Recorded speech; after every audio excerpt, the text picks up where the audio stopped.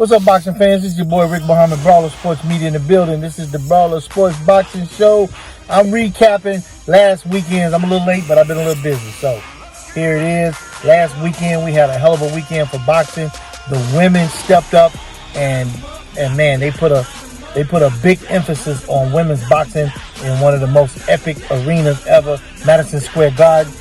Katie Taylor versus Amanda Serrano was at Madison Square Garden.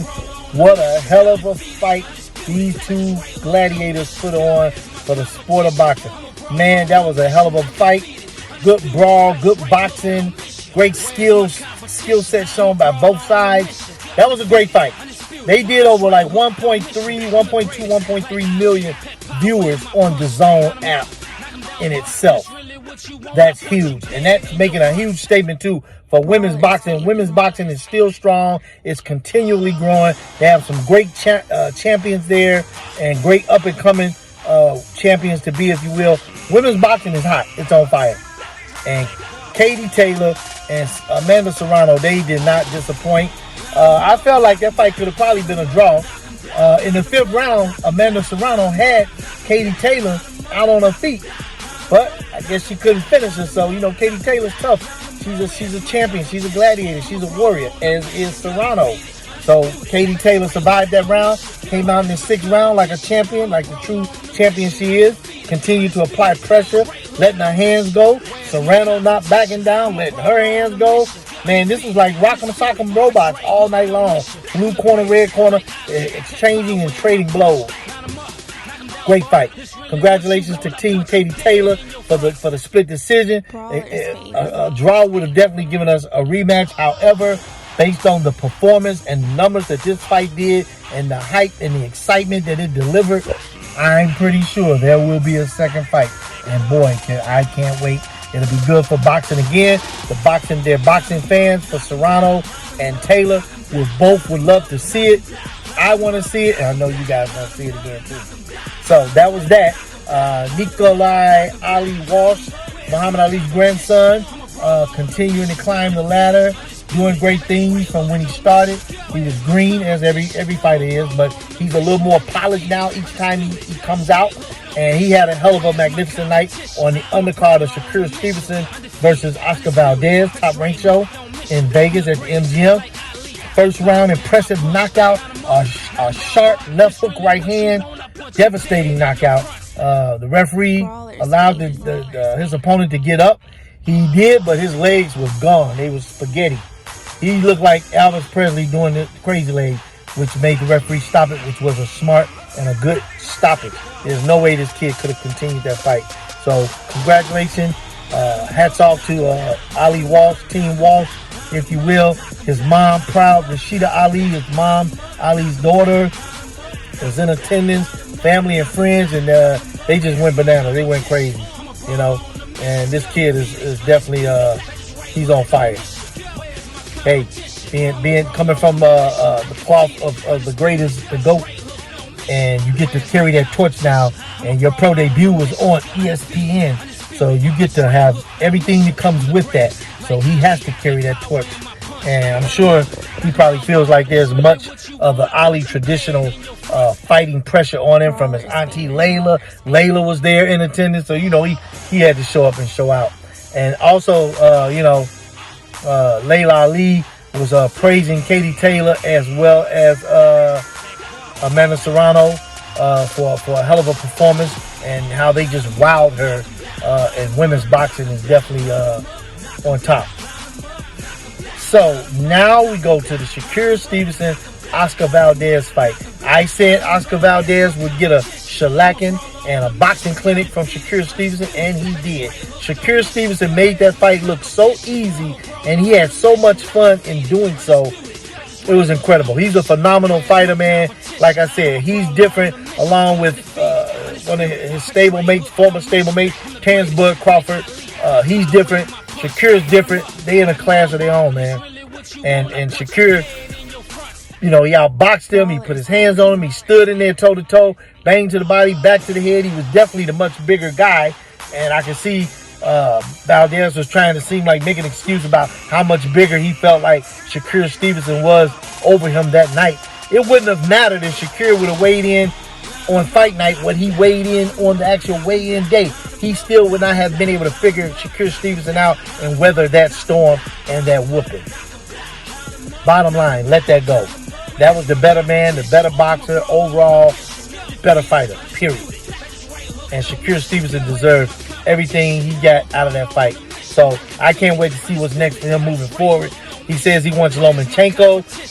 That fight should be very easy to make because they're both top-ranked stablemates. Uncle Bob, I'm sure he'll make this fight really, really quick. It's going to be much, much more entertaining than the Valdez fight because Lomachenko, as y'all know, he's elusive, he's creative, he fights gallantly like a true gladiator and a warrior. It's going to be a war between him and Stevenson, like a chess game. But I still bet my money on Shakur Stevenson each and every time. And I have Stevenson beating Lomo, no problems. And he will make that fight look easy too. If they thought Teofimo did a great job, Shakur gonna smoke him like a cheap cigar, in my opinion. Now we have Charlo Castano rematch coming up. Castano fought him so good. First fight was a draw.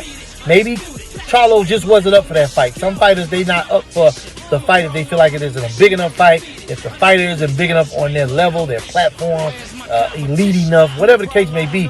And they tend to, fight lackadaisical and fall asleep in those fights. And that could be what happened to Charlo in that fight. And this fight, I'm sure he will be out to make a statement and probably try to stop Castano. But if Castano sticks to the fight plan that he had in the first fight, maybe turn it up a notch or 2 or 3, he may have some success and come out of there with a W. It's boxing. Anything can happen on any given night in this sport. Trust and believe that. What else? We got Tank coming up here later on this month. That's going to be at, where's that fight going to be? Barclays Center in Brooklyn, New York against Rolly Romero. Romero. I don't see Rolly being a threat. It'll be entertaining because he talks a lot of trash. But when Tank is done toying around with him and he drops the hammer, it'll be night-night for Rolly. Rolly's still a little bit green for me to have seen him take this fight so soon, but you got to commend him for his eagerness and his confidence and his motivation and the believing in himself that he's ready to step up to the plate against an elite fighter like Tank and all the others in that weight division. I love these young guys. They want it, and they're fighting with the promoters. Hey, give me the fight, give me these fights. I love it. But he just, to me, in my eyes, he's not ready in my personal opinion. And I have Tank stopping him somewhere between 7 and 9 rounds just to get some work in. What else? We all know Deontay Wilder still stands a chance. He's the number 1 WBC contender. He's the number 1 WBC ranked. And then you have Joe Joyce as number 2 versus Joseph Parker. He's number 3. So the winner of the Joe Joyce-Joseph Parker fight is going to be the mandatory, and that's who supposedly Wilder is going to face off with for that vacant WBC belt that Tyson Fury once had.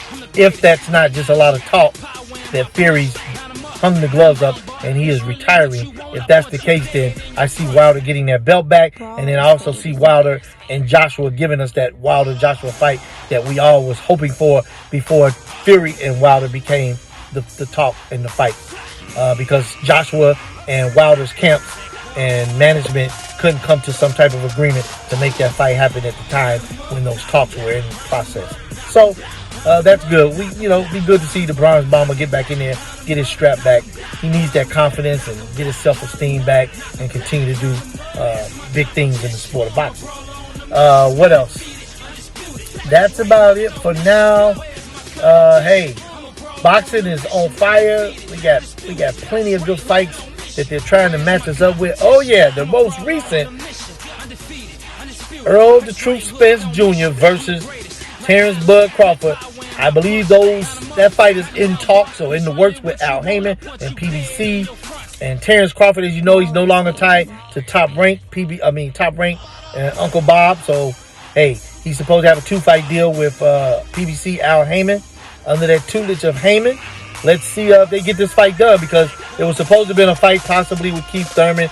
Don't get me wrong, Keith is a bad boy. He's an elite welterweight, former world champion. Got hurt, had to give up his belts, but nonetheless, that's not a reward for Terrence Bud Crawford. Keep in mind, Bud and Earl, they're chasing their legacy. They're trying to finish putting a stamp on their legacy so they can walk away from this thing and become undisputed welterweight champion of the world. That's the fight the world wants to see. That's the fight everybody's been waiting for, talking about, trash talking between camps, fans. Hey, and the latest is Terrence Bud Crawford's head trainer, Brian Bomac, Big B, B-Mac, said that Terrence Crawford will whoop Earl Spence ass. He will beat the shit out of Earl Spence and make this fight and look easy doing so. So that's the latest that Brian Bomac had to say. Gonna be a hell of a fight. Where do you put this fight? Madison Square Garden, got to be somewhere big for the attendance. Vegas isn't big enough. I don't even know if Vegas is big enough unless you're going to put it somewhere like Allegiant Stadium where the Raiders play. Now, that would be hot. That'd be a hot venue right there. Do it in the summertime too. Other than that, that's the latest. Hey, and that's the greatest. It's your boy Rick Muhammad, Brawler Sports Media in the building. Until next time, let's go, champ.